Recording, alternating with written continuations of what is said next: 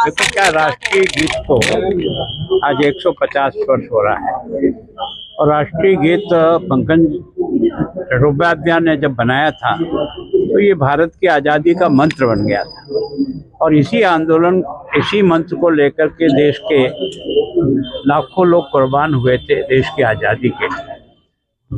आज उस गीत को एक तरह से 150 वर्ष होने पर संपूर्ण देश में प्रधानमंत्री जी के साथ बाकी सारे लोग भी आज देश के कोने कोने में, गांव में, शहर में, सब जगह वंदे मातरम को गाया जा रहा है और जिस गीत ने देश को इस ऊंचाई पर पहुंचाया है उसको हमेशा से अपने जहन में बिठाने का प्रयास करें। सर, पंजाब के जो डीजीपी थे सर, आज वंदे मातरम देश का प्रसिद्ध वो गीत जिसने भारत को आजादी दिलाई, उसका 150वां दिवस किस तरह से देखते हैं? जो आप कह रहे हैं जिसने देश को आजादी दिलाई और भारत का फेमस गीत, कांग्रेस की गवर्नमेंट ने इतने साल छुपा के क्यों रखा? ये चिंता का विषय है। आप खुद ही बोल रहे हैं जिस गीत ने आजादी दिलाई उस गीत को आज हम याद क्यों कर रहे हैं? दुनिया में, इतिहास में अपनी संस्कृति से, अपने कल्चर से अगर छेड़छाड़ करने की सबसे बड़ी उदाहरण है वो है कांग्रेस पार्टी। इन्होंने भारत की जो संस्कृति थी, जो कल्चर था, जो हमारे अनसंग हीरोज थे, उन सबको दबाने की कोशिश की, परंतु इतिहास अपने आप को दोहराता है। आज हम उन वीरों को भी याद कर रहे हैं जिनको कांग्रेस ने बुला दिया था और उन गीतों को भी याद कर रहे हैं जिसको कांग्रेस ने बुला दिया था।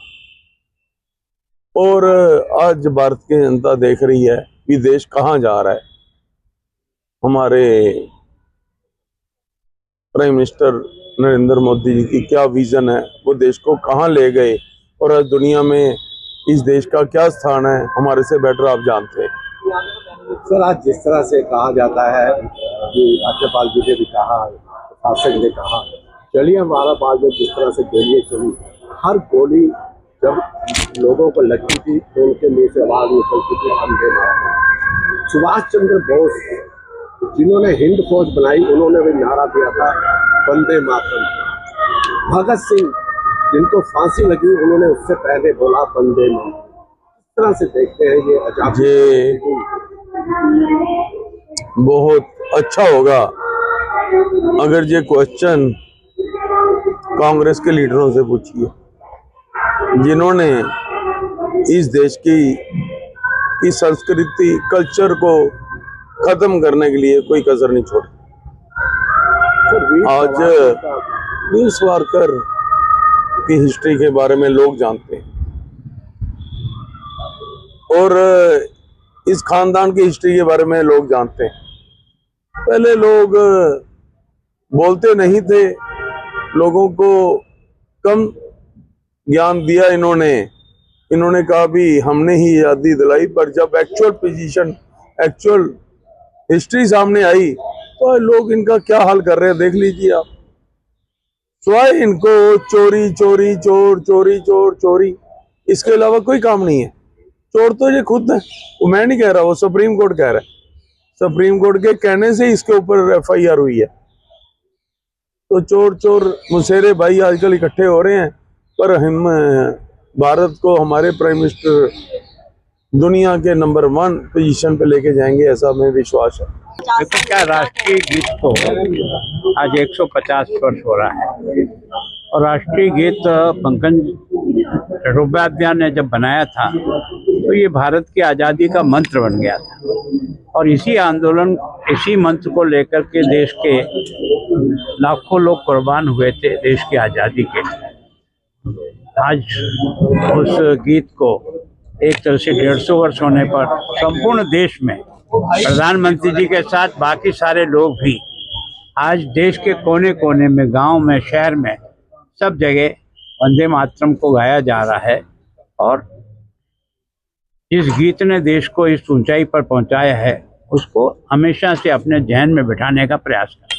सर, पंजाब के जो डीजीपी थे सर, आज वंदे मातरम देश का प्रसिद्ध वो गीत जिसने भारत को आज़ादी दिलाई, उसका 150वां दिवस किस तरह से देखते हैं?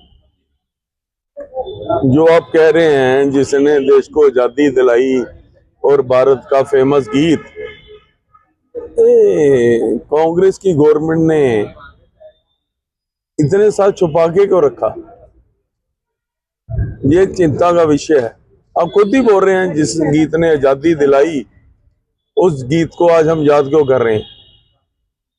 दुनिया में, इतिहास में अपनी संस्कृति से, अपने कल्चर से अगर छेड़छाड़ करने की सबसे बड़ी उदाहरण है वो है कांग्रेस पार्टी।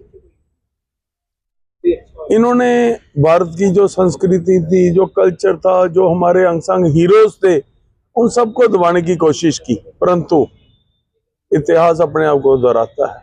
आज हम उन वीरों को भी याद कर रहे हैं जिनको कांग्रेस ने बुला दिया था, और उन गीतों को भी याद कर रहे हैं जिसको कांग्रेस ने बुला दिया था।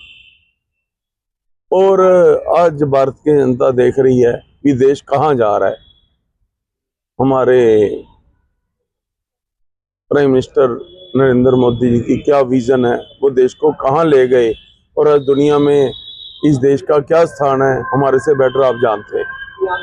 सर, आज जिस तरह से कहा जाता है कि राज्यपाल जी ने भी कहा, शासक ने कहा, चलिए हमारा बाग में जिस तरह से गोलियां चली, हर गोली जब लोगों को लगती थी तो उनके मुंह से आवाज निकलती थी वंदे मातरम। सुभाष चंद्र बोस जिन्होंने हिंद फौज बनाई, उन्होंने भी नारा दिया था वंदे मातरम। भगत सिंह जिनको फांसी लगी, उन्होंने उससे पहले बोला वंदे मातरम। इस तरह से देखते हैं ये आजादी बहुत अच्छा होगा अगर ये क्वेश्चन कांग्रेस के लीडरों से पूछिए, जिन्होंने इस देश की संस्कृति, कल्चर को खत्म करने के लिए कोई कसर नहीं छोड़ी। आज वीर सावरकर की हिस्ट्री के बारे में लोग जानते हैं,